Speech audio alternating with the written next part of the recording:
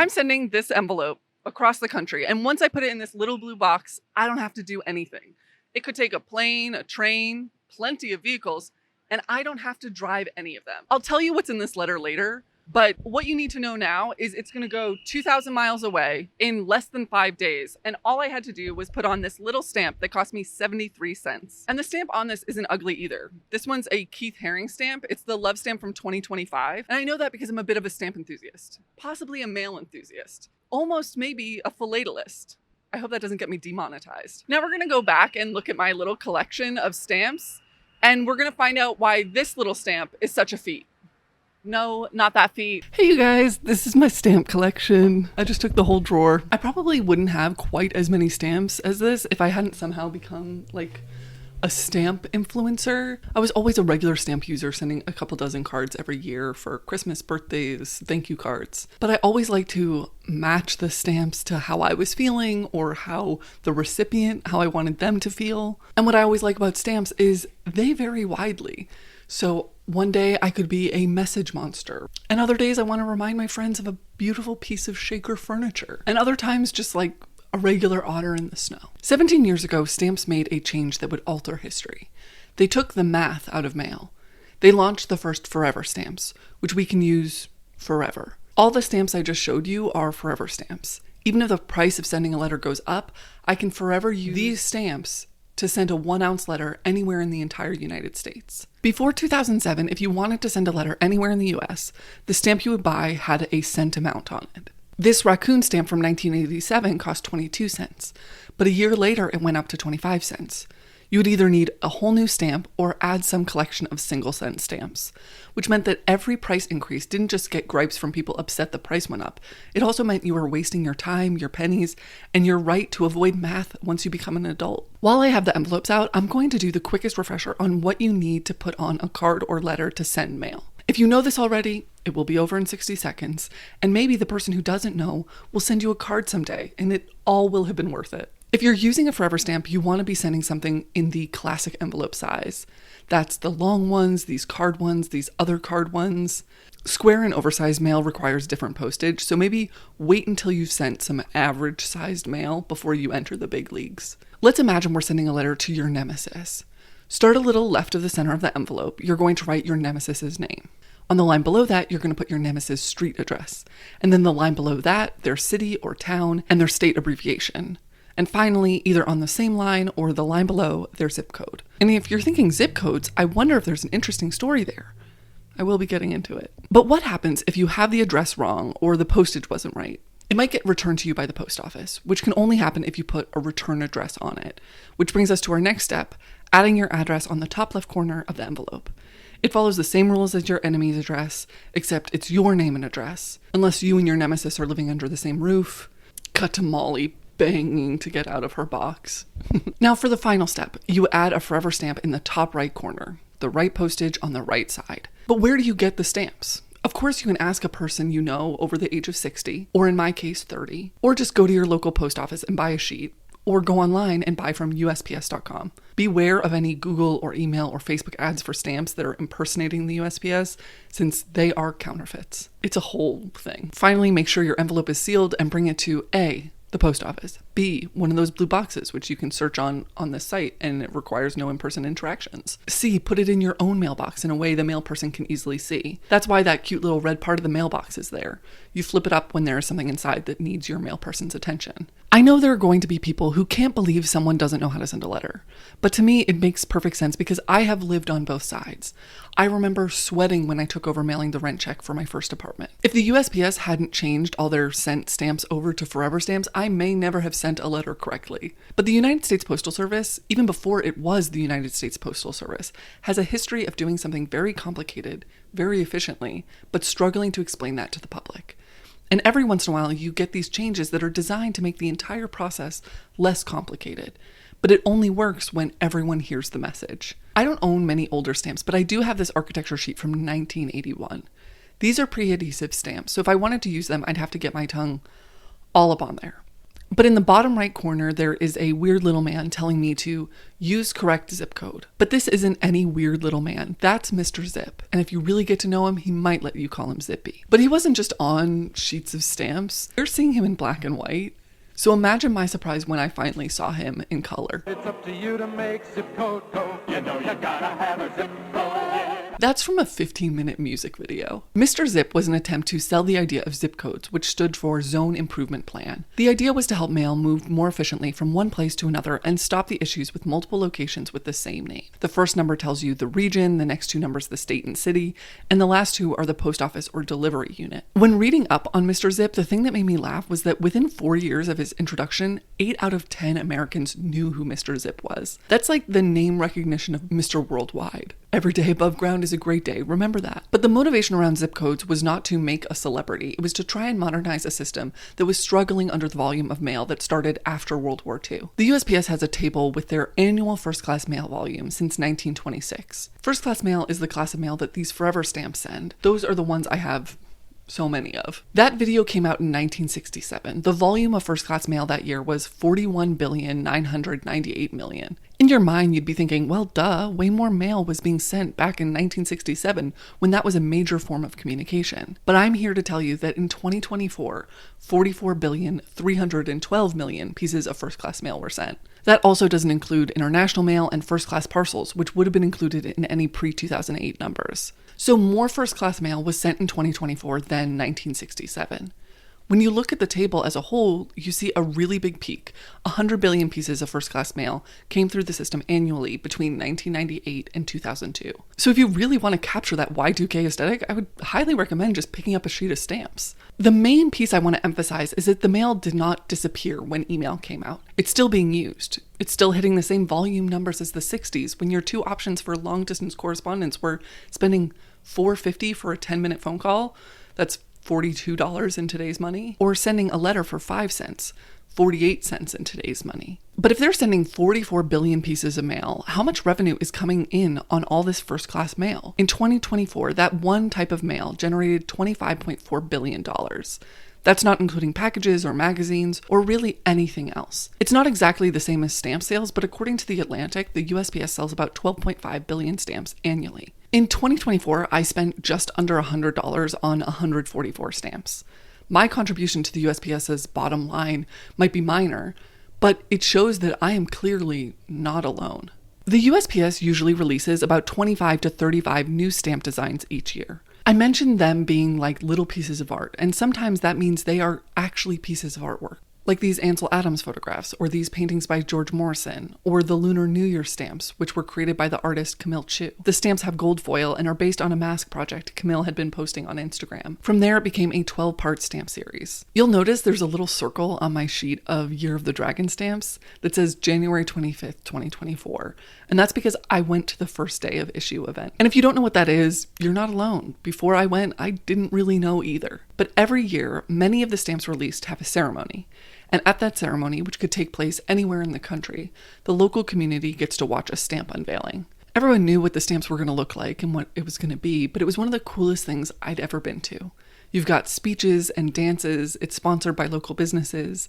There was even a speech by the woman who originally recommended the stamp series in 1991, Jean Chen. It was an entire room filled with people celebrating a piece of art. At the end, I bought my stamps and I bought my first day of issue envelope. I began my stamp journey slow and steady. It started with me just buying my annual Forever stamps on the USPS website, which I assumed everyone else was doing. But in 2020, when people started discussing the post office was in jeopardy, I started sharing with people in my life how I sent my mail, what stamps I liked. It started with Instagram stories, but along the way, I started doing these TikTok videos where I kind of made little jokes at the stamps' expense. It was all with love, but I remember one of these early videos with a couple hundred views. I got this comment that said something like, "Are those the same as stickers? Couldn't I just print them out?" And it made me realize that I had assumed everyone had the same relationship with the mail that I did, that my generation and younger generations maybe weren't learning about the mail organically. And then I realized that no one is telling people who don't know about the USPS how cool this thing is. Unless you follow their Instagram page, unless you check for updates on stampnewsnow.com, you're not going to ever find out. There are millions of people who actually might like what the post office can provide, but unless they know about it, they can't be part of it. So over the years, I still told my little jokes, but I also did explainers of how to send a letter, videos for the monthly stamps that were released.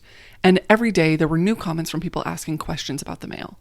And sure, I found a group of stamp collectors, but I also found people who were interested in collecting little pieces of art that related to their interests. Folks who knew their dad would love the fishing lure stamps, or their best friend wanted the Dungeons and Dragons. It's what happens when artistry and practicality meet. It's a little sticker with purpose. The question I'm often asked, beyond why is forever crossed out, it's to reduce counterfeits. It has to do with those fake stamp websites I mentioned before. But the other big question is, what's your favorite stamp? And I have it right here. It was a sheet of 10 before I realized they're my all-time favorite stamps. We still have one of each of the original stamps. The title is exactly what it sounds like. Each includes post office murals that were painted between 1936 and 1941 at post offices across the United States. You've got 16 murals on the wall of Anadarko Post Office in Oklahoma entitled Kiowa's Moving Camp, painted by the Kiowa Six. The mural featured on the stamp was painted by Stephen Mopope. Then you've got Mountains in Yucca, painted at the Deming, New Mexico Post Office, and the Antelope in Florence Post Office of Colorado, and Sugarloaf Mountain in Rockville, Maryland's post office, which is now a police station. And finally, Air Mail in Piggott Post Office in Arkansas. That mural shows an airplane being filled with mail by postal workers. Every one of those murals that's on those stamps was funded by the Treasury section of Fine Arts. And every one of those buildings that the murals were in had been funded and built by New Deal programs like the Public Works Administration. The goal of these programs was to fund needed infrastructure in the United States while also giving paychecks and jobs to Americans who desperately needed work. In a PDF about New Deal art in post offices, they include this quote by FDR about this artwork that you often see: "Native, human, eager, and alive." Little did I know, this quote also starts with kind of a big diss. FDR was making a speech at the dedication of the National Art Gallery in 1941. In this speech, he is discussing the change that occurred during his lifetime where art from the United States was finally being recognized. Instead of all artwork being from Europe and imported into cities, this program meant people were seeing art in their lives that was local to them. The dig comes right before the quote that you just saw. They have seen across these last few years walls covered with painting by Americans. Some of it good, some of it not so good. But all of it native, human, eager, and alive. All of it painted by their own kind in their own country, and painted about the things that they know and look at often and have touched and loved. You can see why they don't use that first part of the quote where he says some of it's not so good, but the larger perspective he's adding in the rest of the speech is that art is not just for the people who have access to the museums, that every American, no matter where they live, deserves work created by their own people. The people of this country know now, whatever they were taught or thought they knew before, that art is not something to be owned, but something to be made, that it is the act of making and not the act of owning that is art. Now, FDR, like me, was most interested in post office buildings and stamps.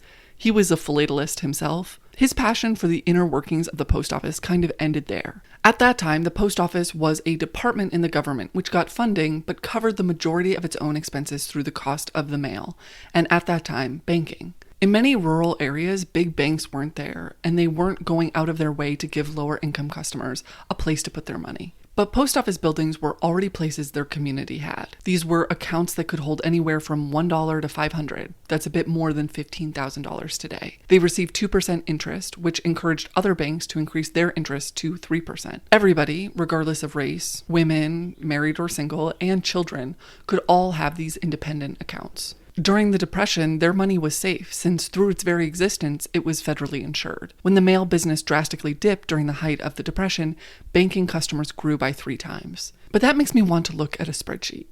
I know when I talk about spreadsheets, it gets you guys hot and bothered. Okay, well, half of you hot, the other half deeply bothered. On the USPS website, they have this table of pieces of mail, income, and expenses for every year from 1789 to 2024.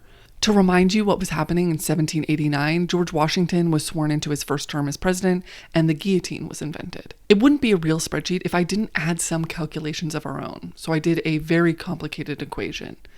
I subtracted the expenses from the income to calculate the profit. The way people talk about the current USPS and debt, I assume the institution has always been in the green. I expected my spreadsheet to only be showing me the green pastures of uninterrupted money until its recent demise. But wait, so if the cells in green are the years where there was a profit, and the cells in red are the years where there was a deficit, why is it so red? Have people been misleading us as to how this institution has historically functioned? In those 236 years, there has been 75 years of profit and 161 years of deficit. Most of those years of green in the early days of the US, the country was about this big. It's only in the last 50 years that the post office has been expected to fund itself. And for 20 of those 50 years, it successfully did that. From 1991 to 2006 was one of the longest consecutive strings of profits since the guillotine days. But why was it expected to fund itself when previously it wasn't? In 1970, Richard Nixon signed the Postal Reorganization Act, which took the government-run United States Post Office Department and made it into the self-supporting government-owned United States Postal Service. It still operated as part of the government, but only kind of. In a lot of ways, this was politicians wanting to get out of a complicated problem and not be held responsible for the post office by their constituents, some of whom might be employed by the post office, and everyone else who certainly used the post office. Originally, this had been a department that was deeply intertwined with politics. Appointees were political, the head of the department had a place in the cabinet, investments and equipment required the sign-off of Congress. So did wage increases. A previous lack of investment was a big reason that the Postal Reorganization Act seemed necessary. In Ryan Ellis's book, Letters, Power Lines, and Other Dangerous Things, The Politics of Infrastructure Security, he talks about what led to this moment. The postal network was largely ill-equipped to handle the influx of volume, and service suffered. Postal equipment had not been updated in decades, and the existing network of post offices was structured around the increasingly obsolete rail lines, which made offices difficult to access via the now prominent modes of truck and air transportation. The dire state of affairs was given visible expression with the breakdown of the Chicago post office in 1966, as 10 million pieces of backlogged mail sat immobile in the office, and in trailers lining the surrounding streets, management considered the drastic step of burning the accumulated mail in a desperate effort to reset the system. They didn't end up burning the mail, but you know it's dire when Chicago is recommending a fire. I mean, it could get 13 seasons, though. Many could see that as a disaster, but the Postmaster General Lawrence O'Brien at the time felt this was only the beginning, saying the Post Office Department was in a race with catastrophe. He proposed a commission which looked at what could fix this exasperated system. The commission identified politics as the problem hampering the postal system. Fracturing of authority between Congress and the executive branch meant that the postal managers had no control over costs, revenue, or investment. In the Commission's view, congressional authority to set rates was a disaster that favored political expedience over sound business discretion and economic data. The recommendation of the report was to turn the Post Office Department into the United States Postal Service. And as you might be able to tell from this video so far, that's what happened. And this solved a lot of those pressing issues. USPS could close offices, open offices, change postal rates, just with the approval of the board. Federal funds were pulled back, and they were required to be completely self-funded, but were able to borrow up to $15 billion. Efficiencies were accomplished. They invested in optical character readers. They moved from a large network of processing and distribution hubs to nearly half of that. The amount of mail sent through the system doubled between 1970 and 1990, but service locations and efficiency increased. So there were short-term victories, but that original dream of keeping politics out of the post office proved pretty fruitless. Now, instead of the politics happening within the actual political system, it was occurring in administrative hearings. In the drab language of economic theory and legal minutia, substantial and dramatic changes to the Constitution of Postal Service occurred. These changes were to benefit mailers, and not like you and me being mailers, but these large commercial mailers who had the power to adjust the Postal Service pricing to their needs. So this original system that was meant to give managers more autonomy didn't, and slowly, piece by piece, the postal managers found themselves stuck. They were not able to increase prices on first or third class mail because of lobbying groups. In 1979, pre-sorted mail became an option. By delivering pre-sorted mail in bulk, mailers would receive a substantial discount. Marketing mail also receives discounts on postal costs. The USPS no longer had some of the programs that had kept them stable historically, like the banking program. The United States Postal Savings System had been stopped in 1967, right before USPS became its own business. When it was closed, it had 1 million depositors. And with revenue from limited sources, they were also unable to invest in parts of the business that could be the future. A big sticking point for these commercial mailers is they didn't want any cross-subsidizing, something that nearly all businesses do. You might take your earnings from your lemonade stand and then use them to help you buy a pizza oven, even though it won't initially help your lemonade stand. But that investment lets you grow your business as a whole, so someday your lemonade and pizza stand is booming. Long before AOL, in 1978, the post office created e-com. It was an early electronic messaging system that was a precursor to email, standing for Electronic Computer Originated Mail. But large volume commercial mailers came together to stop this advancement. Utilities, greeting card companies, and private telecom companies worked together to kill the service by not allowing any cross-subsidizing from their side of the business, meaning every electronic transmission message had to pay directly for itself. The rates would have been impossibly high, and the USPS had to abandon the effort after 2 years. We've been hearing for years that email killed the post office, and here we're learning it's wrong for 2 reasons. First off, mail isn't dead because you can't email physical, tangible things like medication. And second, email should have been part of the USPS from the beginning.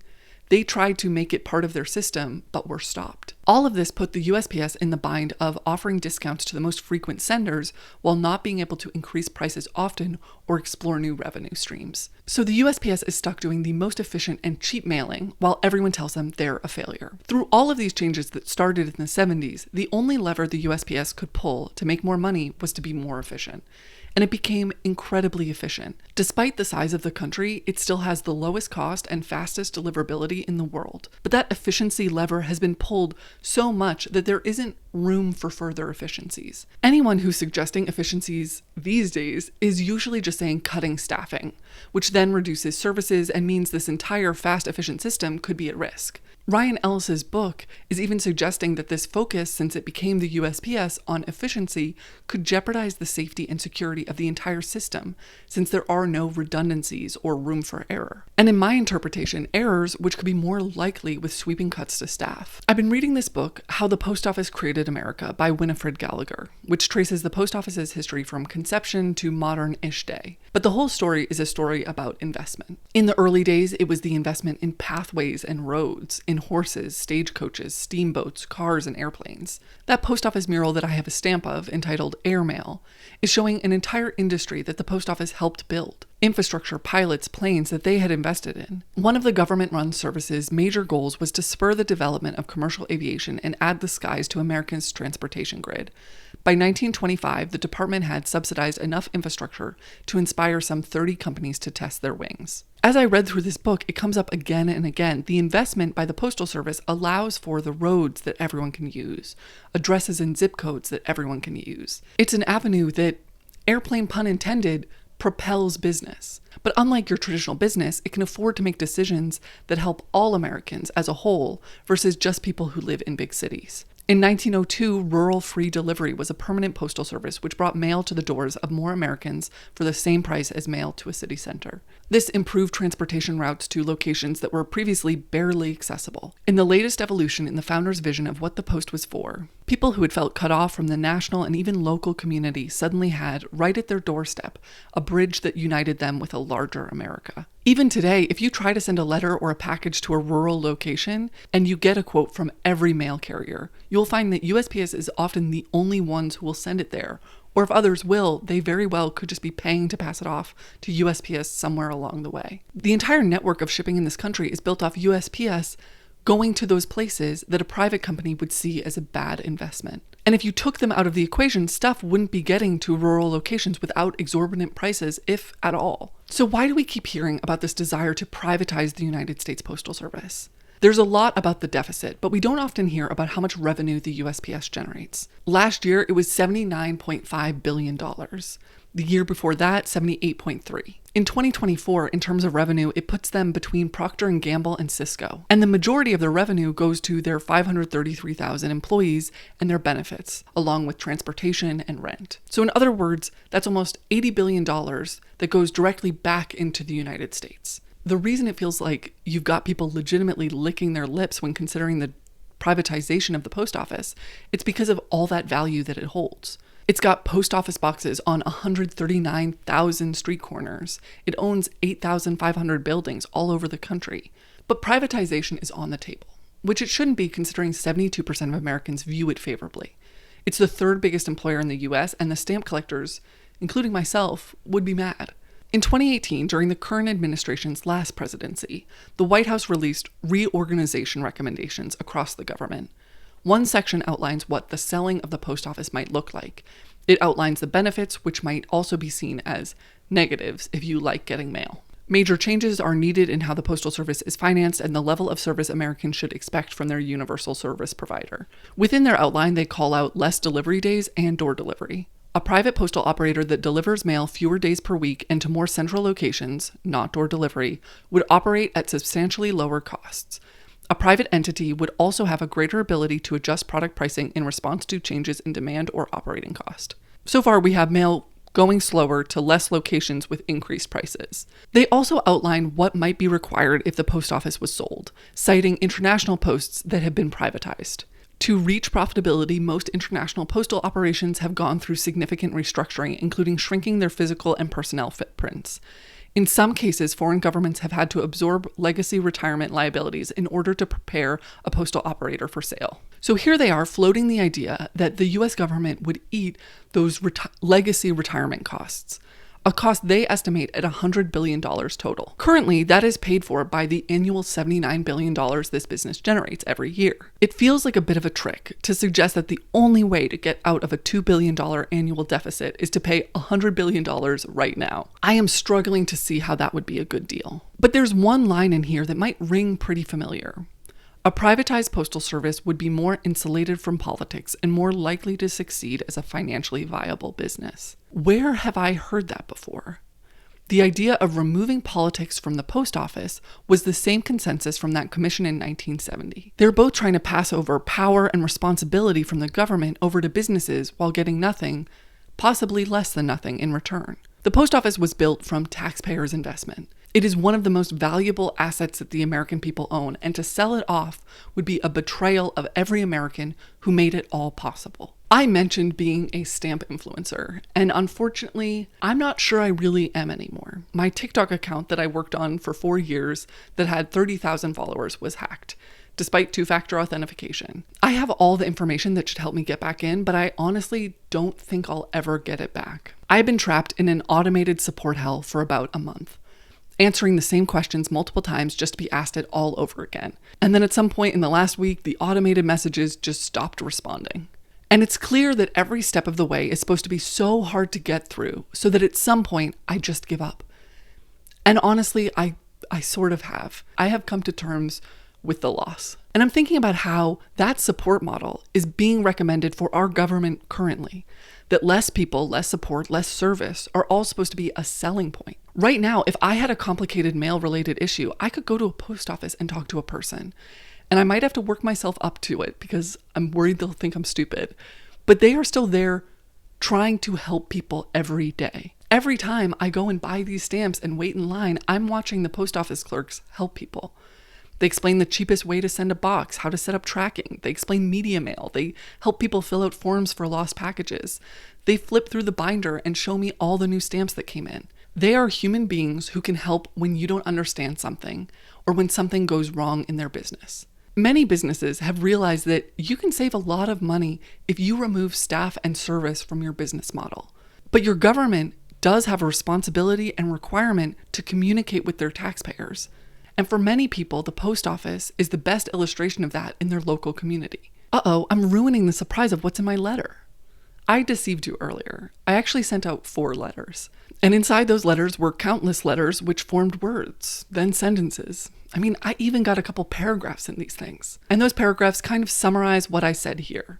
How the mail helps me every day, how it's a cornerstone of this country and our elections, how reading about its history made me realize our obligation to uphold it. The privatization is an attempt to steal from the American people. And I sent those to my 2 senators and my congresswoman. Both the Senate and the House have resolutions that need more support. But what about my last letter? Well, that's going to the Board of Governors of the USPS. And there I'm letting them know that the post office is worth fighting for and standing up for, and that the younger generation wants it too. But surprise, while I was also at this mailbox, I sent some cards to my friends, a very late birthday card, a thank you note, and a bookmark. And as you're trying to figure out what to do right now, you can always send mail to the people you care about. You might be surprised how nice it feels to think of others, and if you get something back, how nice it feels to be thought of. I am very proud of you for making it to the end of a video about mail. If you want to support the work I do, subscribe to my Patreon. This month's Patreon video, I will be going through my entire stamp collection and giving you all the opinions, including the mean ones. I will also have a copy of my letter there, which will be accessible to anyone. You don't have to be a member of Patreon. I will also include a few people who have some printouts and other things that you could send. If you want to see a very different but existentially similar video, this one on cheap eating and the automat might be a good follow-up, or my video on water towers if you like the New Deal. Thank you so much for watching.